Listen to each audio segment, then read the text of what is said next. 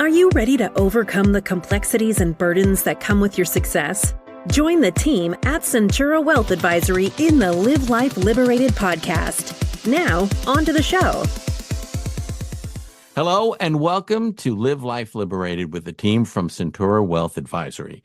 Joining me now is your host, Chris Osmond. Chris, how are you? And what is today's topic? Well, thanks, RJ. Good to be here today. Today, we're going to be talking about alternative investments and particularly Centura's alternative investment philosophy and approach, and ultimately where we believe we can add some value when it comes to incorporating alternative investments within client portfolios. What is, if you don't mind me asking, what is the difference when you say alternative investments? What do you mean by that? Just in case a person is listening and just not really sure what that means. Yeah, RJ, that's a great question. And there are so many different definitions on what is an alternative investment. If you just look at the standard textbook definition, it would say any investment that is non-traditional, like stock, bonds, or cash.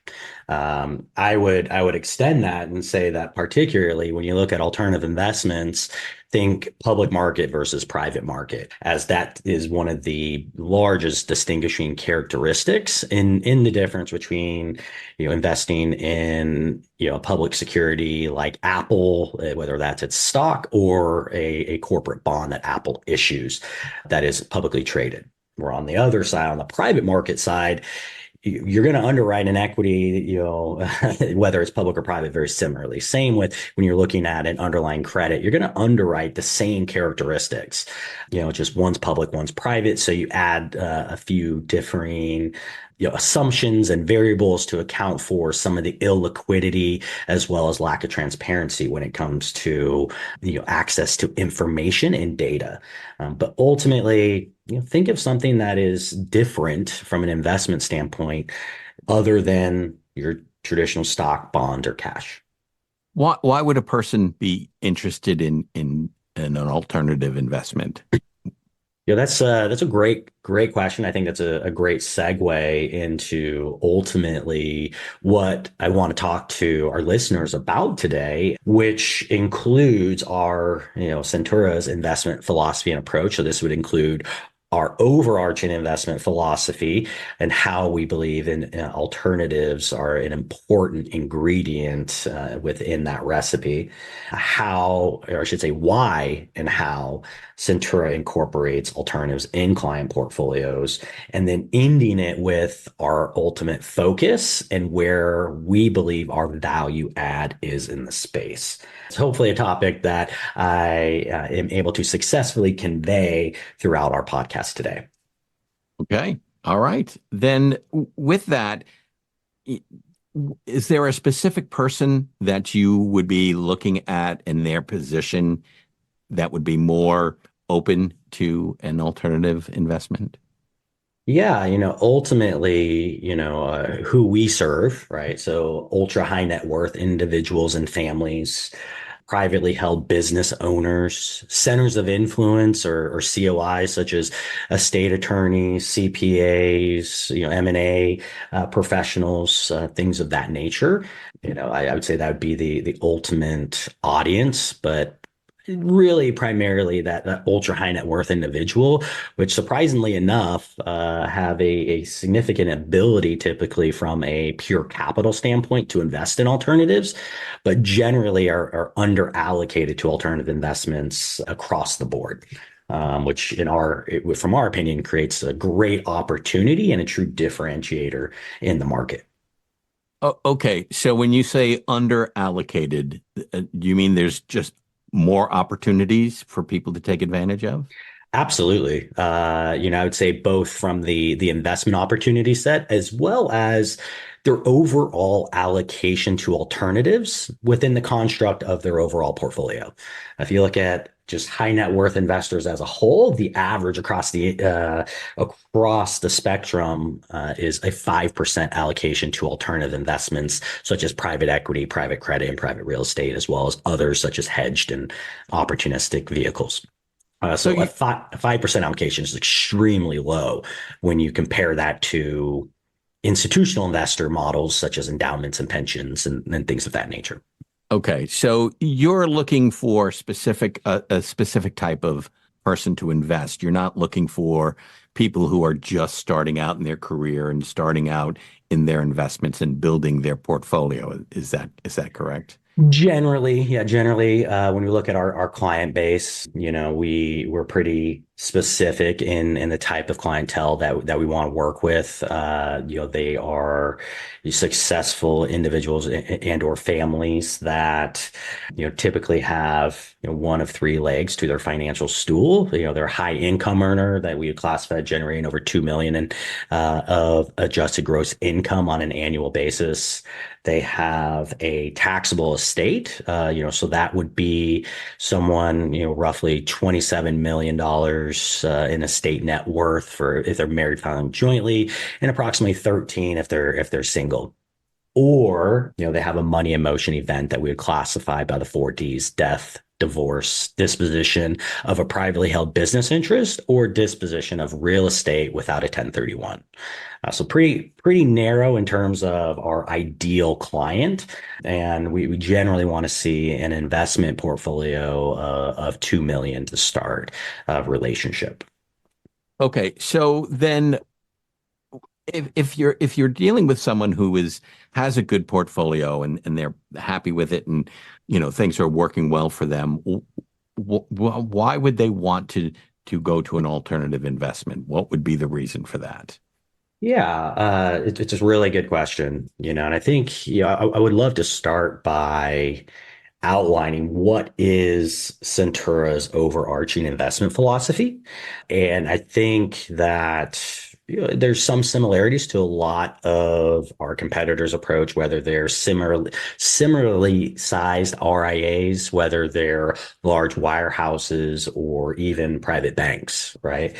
And that ultimately is, our goal is to provide superior after-tax risk-adjusted returns through the implementation of diversified, cost-efficient portfolios that look to incorporate alternative investments and tax mitigation strategies.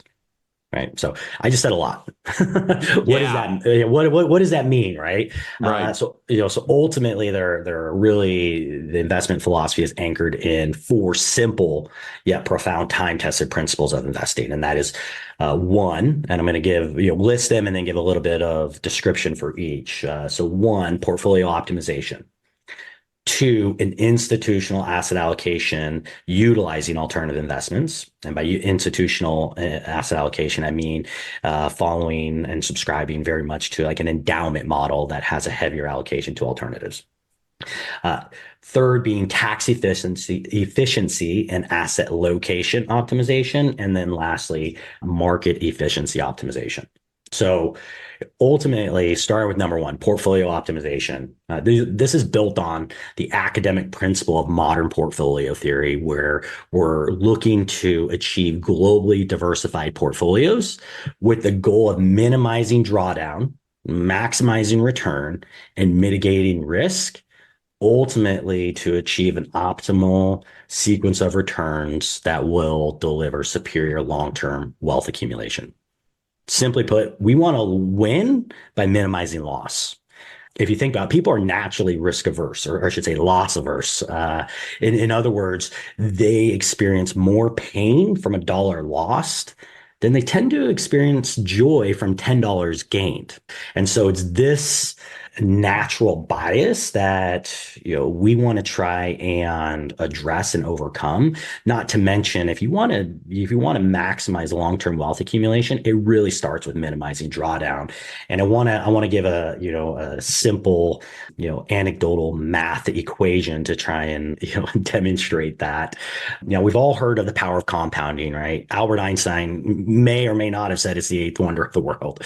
I believe that compounding is extremely powerful, absolutely. But what gets overlooked or doesn't get the attention it deserves is the exponential power of reverse or loss-driven compounding.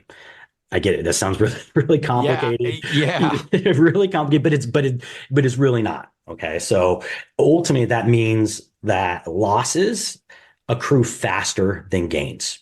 And so for every dollar lost, you need a larger gain just to get back to even. So that math equation or example I want to walk through is, say you have $100, RJ, and you lose 20%. How much do you have? I now have $80. Great. Now, say you just gained 20% on that $80. Most would say you have 100, but how much do you have? No, you have. You're putting me on the spot here. So let's see, 20%. You only gained $16. Right. So you're still $4 underwater. You only have $96. Right. So in order to just get back to even for a 20% loss, which is really not all that outside of the average, moves in an annual market. Look back to 2022 when the S&P lost approximately 20%. Right? Yes. Just to get back to even, you have to gain 25%.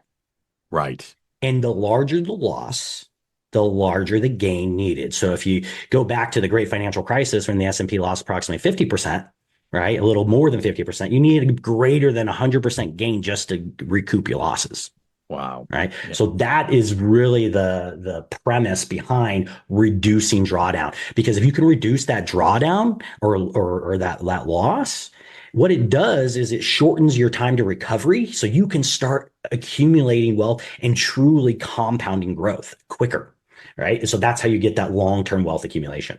So that's what I mean by portfolio optimization. Let's minimize loss so we can accumulate wealth. Okay. Then how does alternative investing tie into that?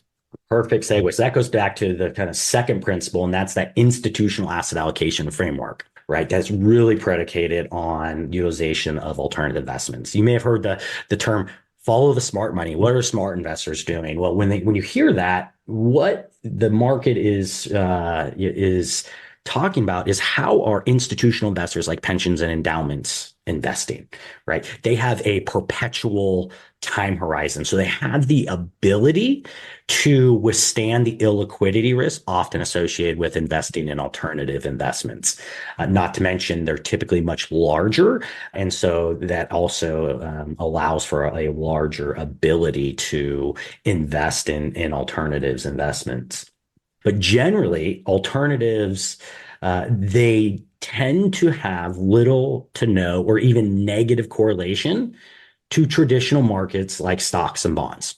And that is some of the true value there, because it typically leads to some significant alpha generation along with lower portfolio risk or volatility.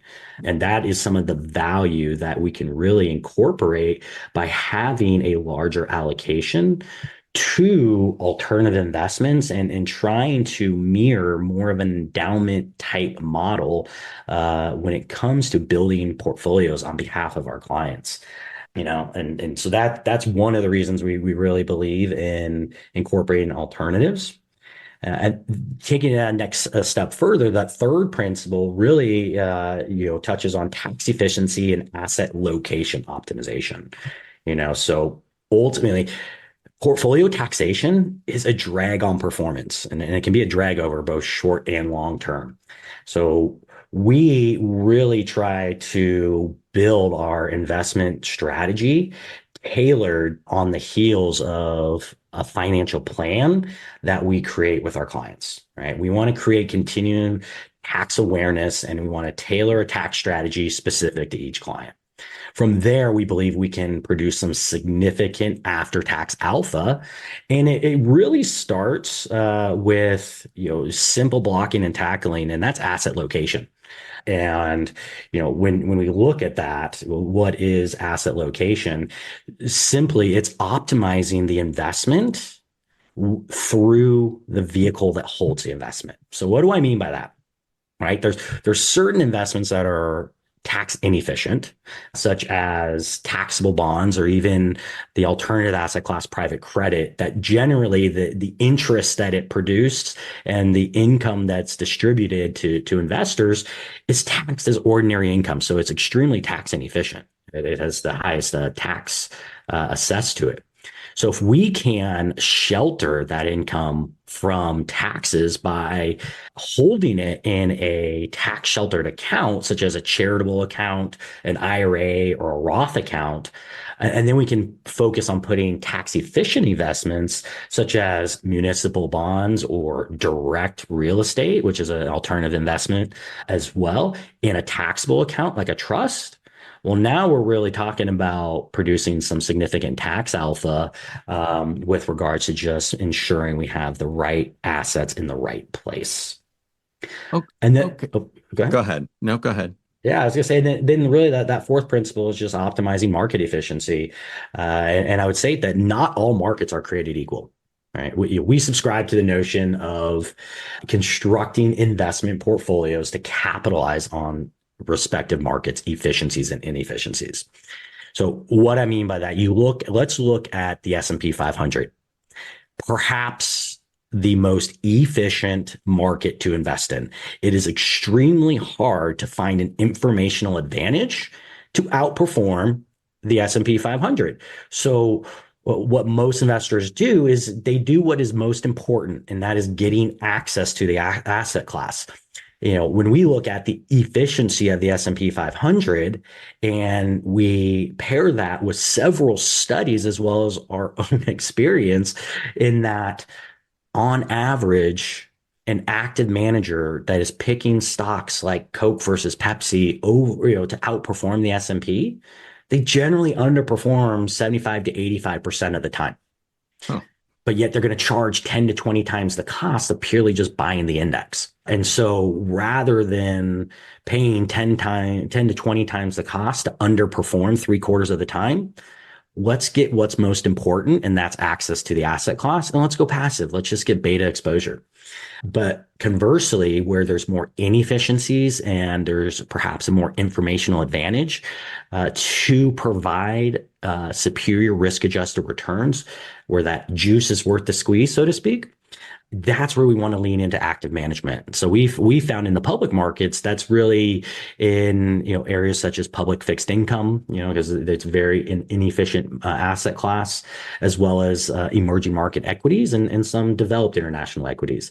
But really, primarily, all alternative investments would fall under there. We want to have active management. Now, the way we're going to incorporate that, is going to have some similarities with regards to a core satellite strategy, which we'll talk about. But, we want to try and optimize market efficiencies and only pay up for that active management. Again, if we believe that juice is worth the squeeze, and it's going to end up resulting in a positive effect on our client's bottom line. So if a client was interested in the alternative investments and wanted to go really heavy into that, because in listening to you, it sounds like it's just underutilized as an investment, and there seems to be a lot more opportunities than in the traditional area.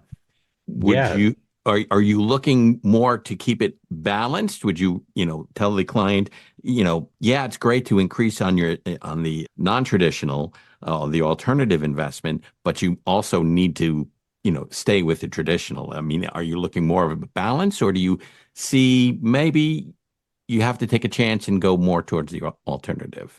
Right. And, I'm going to give the cliche answer in our industry, and that's, it depends. I understand. So it's up to the individual, how much risk they can take and things like that. I would assume. Yeah. And so I think that's also a good segue in terms of, hey, why do we believe alternatives? We touched on it a little bit, but and then how Centura incorporates alternatives in client portfolios. So, I want to give another equation here to illustrate, why we believe alternatives are a critical component in a client's portfolio. So I'm going to start with, what is the equation for total return?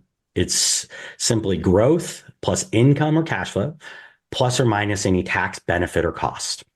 Now, in order to achieve optimal total return, we have found the ingredients that provide the most value to achieve growth, which we would define as limiting peak to trough drawdown, which we've talked about, right? Why that's important to minimize drawdown.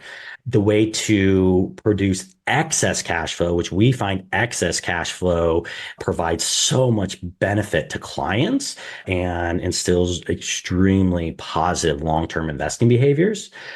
And then the third component, the way we can produce positive tax benefit through either asset location, investing in tax advantage solutions like private real estate, maybe that's a PPLI or private placement life insurance, capitalizing on Section 1202, just to name a couple examples, right? We found in order to produce the most growth, most excess cash flow, and most tax benefit, that's achieved through alternatives. And we found that really since the great financial crisis, the pendulum has shifted, right? Because of regulation that came out of there, particularly Dodd-Frank, the demand from capital shifted to, from financial institutions to more the institutional investor and the retail investor, like ultra high net worth.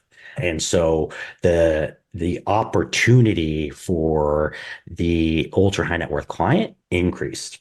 But when you look at the sheer opportunity to capitalize on the inefficiencies in private markets, it's significant. When I remember when the Wilshire 5000 represented all of the public market equities, and it actually had 5,000 securities. When you look at the number of stocks in the Wilshire 5000 as of December 31st of 23, it's just over 3,400. So the opportunity set within public markets has significantly reduced. Conversely, there's over 80,000 private companies. So I don't know. I like my chances of discovering some unique investment opportunities and alpha drivers in a sea of 80,000 versus 3,400. Additionally, there's also a huge misconception, I think, that private companies tend to be smaller than public companies, and therefore you're taking a lot more risk because it's like just buying the small cap index. I push back on that notion or idea. I mean, bottom line, the private markets have significantly outpaced public markets in terms of growth over the last 20 years. And you look at just in the US, companies that generate over 100 million in revenue per year, only 17% are public. 83% are private. Again, here lies the true opportunity for us to move the needle. Again, yet most ultra high net worth investors are significantly under allocated to alternatives. But why? That's the question. And from our perspective, as advisors and fiduciaries, we believe we need to incorporate the best solutions that are in our clients' best interest to achieve the desired outcomes and objectives. When we look at just to your question, RJ, right? Why should clients, if they have a portfolio right now, look to incorporate alternatives? I would say that like our competitors, like other RIAs, wirehouses, private banks, we all offer public market portfolios, that 60-40 portfolio, if you will. And we offer it too, because it's a critical component in every investor's portfolio, right? Access and exposure to public markets like stocks and bonds. Critical.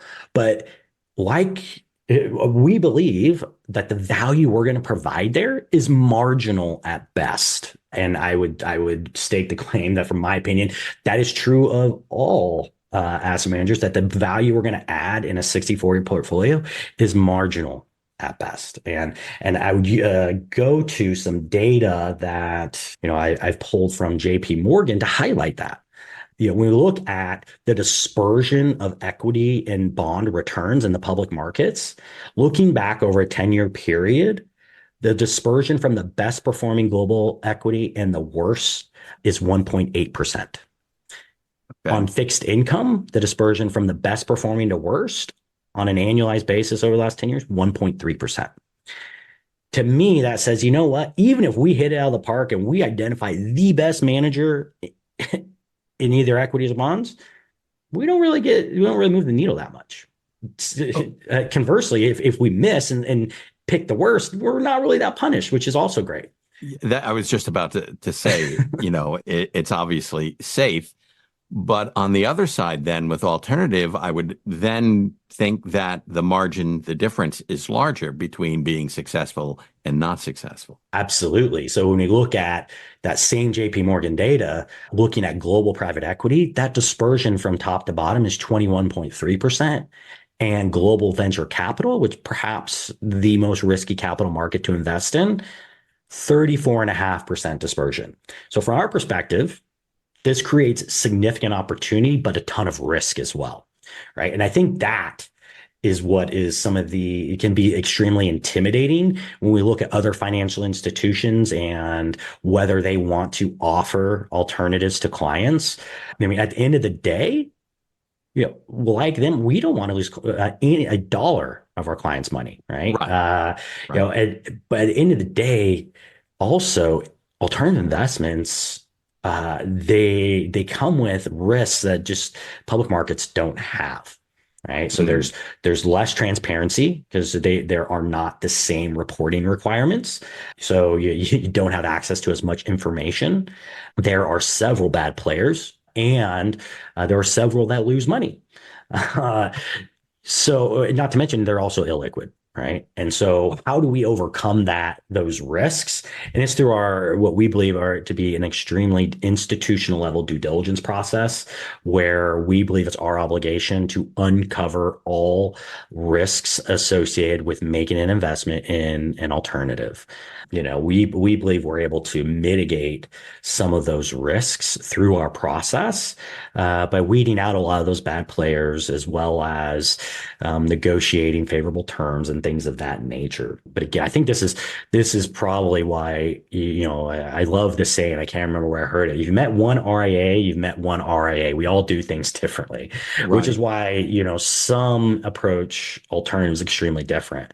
There are several registered investment advisors that, for many of the reasons I outlined, they're like us, scared to lose clients' money. So they say, you know what, we're only going to invest in public markets. We're gonna avoid those alternatives. Okay. I'm sorry. So it sounds like for the alternative investment, you have to do on your end a lot of work, a lot more than the public. Yes. So you're investing a lot of time and effort into that. Is it still worthwhile for you? Absolutely. Hands down. I mean, at the end of the day, we talk a lot about our North Star at Centura. What gets us going? What motivates us? To me, it's providing value to clients. Everyone. I want to provide value and make people's lives better.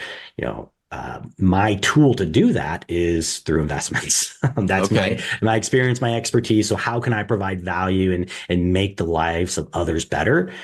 For me, it's through investments. That's my hammer. Okay. And I believe wholeheartedly that can be achieved through a proper and an appropriate allocation to alternatives. And it varies. And there are two variables when it comes to assessing risk.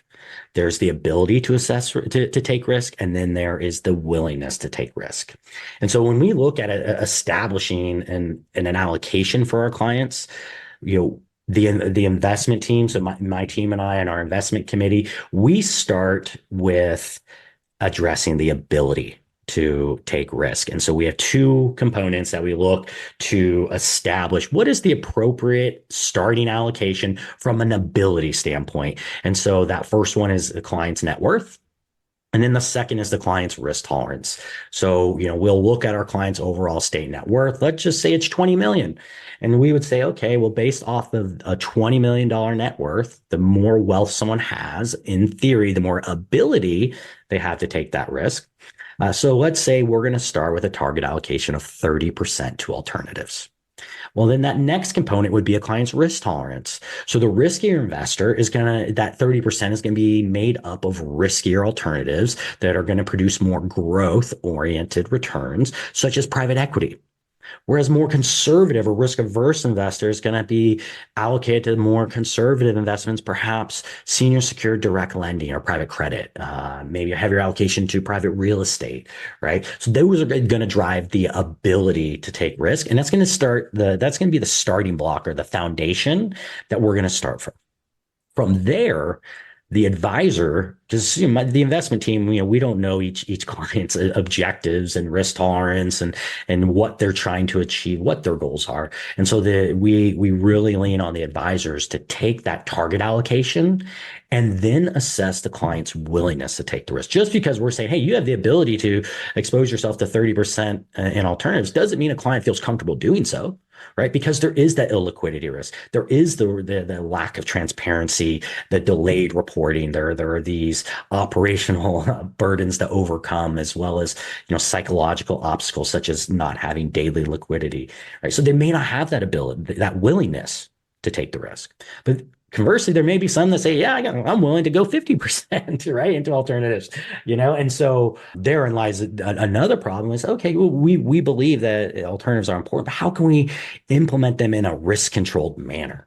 Right. So now we have that target allocation for a client, and then comes the fun part. That's building the portfolio, right? But if there's one thing I've learned in investing, and that would extend to both private and public investing, but particularly on alternatives, it's too much of a good thing can quickly turn to a bad thing. Right. And so, I look to perhaps having an over allocation to venture capital or even private real estate over the last 2 years since those markets have peaked and we've seen valuations come down.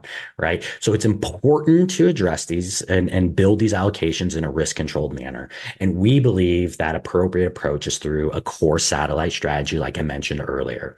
I believe a core satellite approach allows us to implement that allocation risk controlled manner. It's relatively easy to build and implement as well as explain.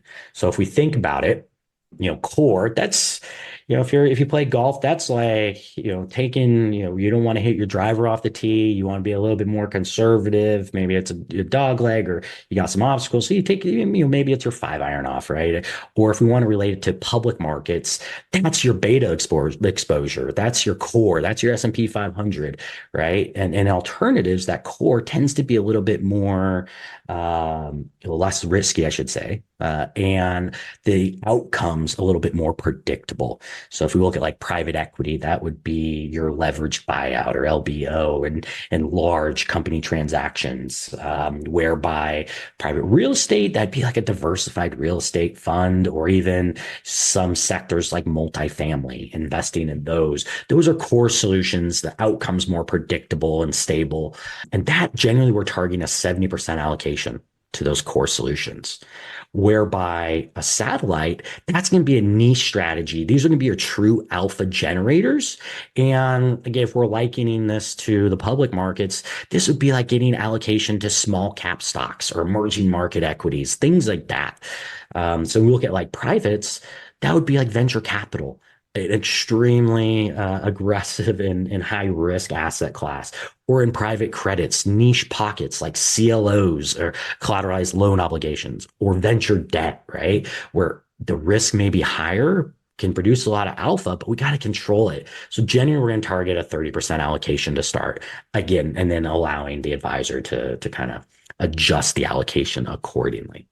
That's interesting. And as you were talking, I was just thinking about how my wife and I would be a nightmare for you, because my wife is very conservative and I would be more willing to take more risks. How do you deal with a situation like that? And that happens a lot. More often than you would think, RJ. Fortunately, that's something that the each individual advisor, gets to work through, and myself and my team don't deal with those complexities all the time. Mm-hmm. But I found through my experience when I was client facing on a daily basis that you tend to strike the middle ground. And at the end of the day, I always err on the side of caution and conservatism. And, you're not going to lose sleep, if you don't lose money, but you will lose sleep if you do. And so, Yeah. the important is striking that balance, finding that middle ground, and then allocating appropriately, understanding, what is your minimum threshold of risk you're willing to accept, and then working through that with your significant other. What is the maximum she's willing to accept, right? Okay. And finding that middle ground. But it is difficult, right? Yeah. So I know we're coming up on time a little bit, so I do want to get through or switch to what is our focus, and really I'd say our value add when it comes to incorporating alternative investments. And I'm going to say that ultimately, like our competitors that I mentioned in terms of where they're large RIAs, wirehouses, like LPLs, Merrills, Morgans of the world, excuse me, or private banks like Northern Trust, US Bank, Goldman, whatever it may be. We all tout open architecture, which means we're going to go find the best investment solution for a given search.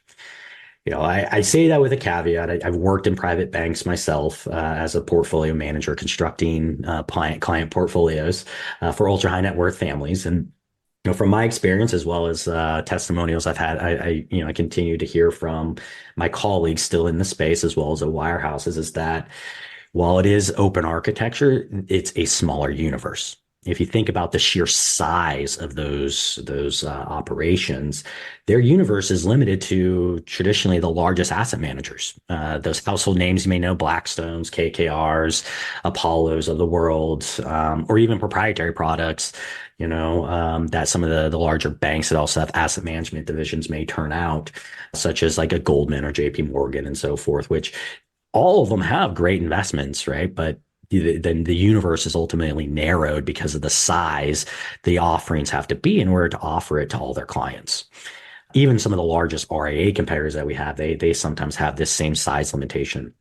Well, that's what's great about where we are. It's kind of a Goldilocks paradigm, if you will, in that we aren't too small that these asset managers don't want our capital, but we're also not so large that we can't look at top decile quartile managers that have smaller funds that may be more boutique in nature. Perhaps it's a $100 million, $250 million, $500 million fund that these larger competitors can't even explore just because they have to offer them to all their clients. And so this gives us a true competitive advantage to go out and find some really unique opportunities, but at the end of the day, we are agnostic. Our goal is to find the best solution because we have access to all those investments too. That's what's great, right? We have access to all the investments of Blackstone, KKR, even the proprietary stuff out of Goldman and JP Morgan. And you actually have it on good authority that RIAs have access to to a particular private banks. I'm not going to name them, but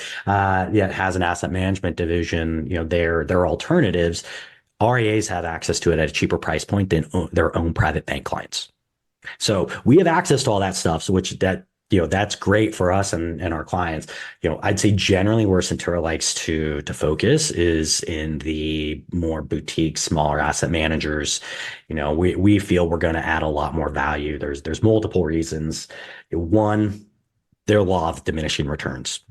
Several studies have indicated that the larger an asset manager gets, including their fund size, the returns diminish over time.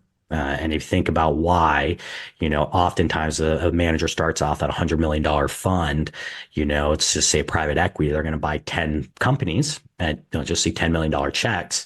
They get a lot of success. They start gaining attention, and next thing you know, their next fund's 250 million, and then 500 million, and now they're launching $1 billion fund.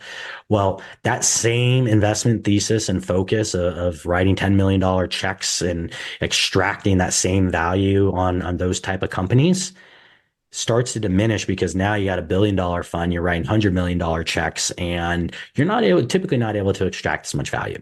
Right. So you're still able to produce good results, but the returns and value to investors diminishes.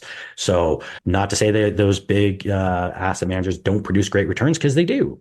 but we have found we can provide more value in certain pockets of the alternative market by focusing on more boutique asset managers. We find less competition. Already talked about that, right? Yeah. And then early adopter rights, so oftentimes when we invest in an emerging manager, through fund 1, 2, or 3, they want capital. They're willing to take retail investors, ultra high net worth, but their end goal is to take institutional money. It's bigger checks, less investor relations, obstacles, things of that nature.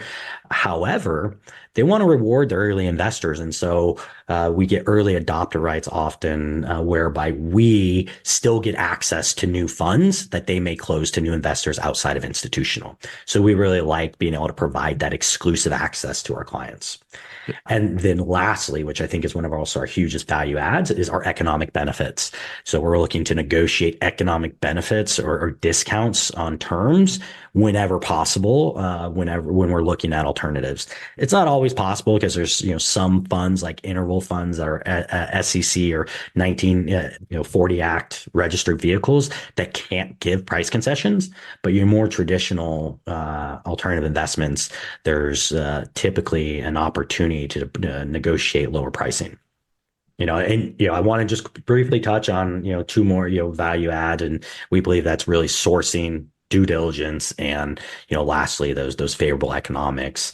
Sourcing and due diligence really go hand in hand. And I think this is, talking to earlier, how do we get through some of the risks investing? And I would say it's through our institutional due diligence process. And I joke, right, that and it's actually sincere, so I shouldn't say it's a joke, but one of the best compliments an asset manager can give me is that our due diligence process is the most rigorous they've gone through. To me, that's a compliment. Again, we have an obligation to uncover every risk. And so our process is 5 stages. It's going to start with stage 1, and that is identifying the search criteria. We have to be really careful on how we're refining the search. Right. And so we want to be as specific as possible to weed out as many investments, because there is a plethora of options in every asset class. So how can we narrow that search to get a workable list that we can eventually get down to 5 or 6 that we can really evaluate further? So if we're looking at real estate, that may be, we want to focus on multifamily in the core plus value add space, maybe from a geographic perspective, that's in the Sun Belt, so South, Southeast, and we want income producing, cash flow, maybe 1031 eligibility. Right. So that's our search criteria. Then we're going to go out and we're going to source. And we use several methods for sourcing, whether that's PitchBook, which is a database for alternative investments that we can put that search criteria just outlined in, and it will, deliver us a working list. Manager outreach, so proactively reaching out to managers, leveraging industry contacts on real estate. That might be broker relationships we have, reaching out to current alternative managers we use, often have other industry contacts or people they've worked with in the past. Placement agents, so often some of the boutique or smaller managers don't have the financial ability to hire a business development operation or arm. So they'll outsource that to placement agents who are responsible for going and gathering assets for them. There's just a couple. So once we get that list down, that's where we start having a little bit of fun in stage 3. And that's where we're having investment meetings with the managers, going through strategy, track record, ensuring alignment of interest, that we can generate a win-win-win, a win with our clients, a win with the asset manager, and a win with Centura. And if, we can get that list down to 1 for a given search, we'll make a recommendation to the investment committee that we perform full due diligence. This is all just the initial due diligence that we're doing. Then if that's approved, we go to the full due diligence, where we have a due diligence questionnaire that has, I believe 70 plus questions on there that we're asking, that covering 12 different aspects of the firm and investment strategy. There's a lot of back and forth with regards to answering that. We do manager on-site meetings. We like to go to the headquarters of of the sponsor, meet with them in person, see how they work, sit with people on their operations team, understand the flow of funds, things like that. We're doing reference calls with former investors. We're doing vendor verifications, understanding the scope of work that these vendors are performing with these asset managers, ensuring that they are adequate providers, such as their legal counsel, their auditors, their administrators, things of that nature. And then again, we're looking to negotiate favorable terms and things like that. And then, assuming there are no red flags or deal breakers, we recommend the approval to investment committee for our clients to invest. Very good. Very good. And I know we're a little over here, RJ. So I just got one other thing, and that's on negotiating terms. And I'll try to make it quick. So I apologize. No. This has been fascinating. Great information. With negotiating, fees, we believe, this is where we can, add some great value that ultimately hits the client's bottom line. So we have a couple goals when it comes to negotiating favorable terms on behalf of our clients. And I would say it starts with lower fees. So we look to where we can negotiate lower management fees. So a typical structure for private equity would be 2 and 20, a 2% management fee, 20% performance fee or carried interest. So can we get any sort of discount on that management fee? Then we look to see, is there any way we can reduce performance fees? That 20% that we split. With real estate, there's often some underlying fees that aren't necessarily as evident to the standard investor, such as a disposition fee. So when an asset's sold, charging a fee there, or construction management if they're going in and improving a property. Can we negotiate some sort of discounts on those? And then lastly, is a waiver on what's called an equalization premium, which is applied to investors that come in after a fund's first close to make early investors whole. It's kind of like a premium, if you will. So can we reduce that for any of our clients that may come in after a first close? And then after we address, some of the fee concessions, then we want to look at the return dynamics. So it starts with preferred returns, and then a huge component of that is a catch-up provision. So if you think about the waterfall distribution on an alternative investment that has a 20% performance fee, let's just assume there's a catch-up of 8% or a preferred return of 8% with catch-up. So how that would work is a client or an investor would receive their committed capital back plus that preferred return of 8%. Then the sponsor or the asset manager would receive a catch-up of that 8%, and then all profits after that are split 80-20. Our goal is to try and negotiate no catch-up provision, whereby the investor would get their capital back, the preferred return, the GP gets no 8% catch-up, rather all the profits are split 80-20 from there on out, which that increases the net IRR to our clients. And then lastly is access. How can we negotiate lower minimums? Because a lot of alternatives have high threshold minimums, maybe $10 million, $1 million, things of that nature. Can we get lower?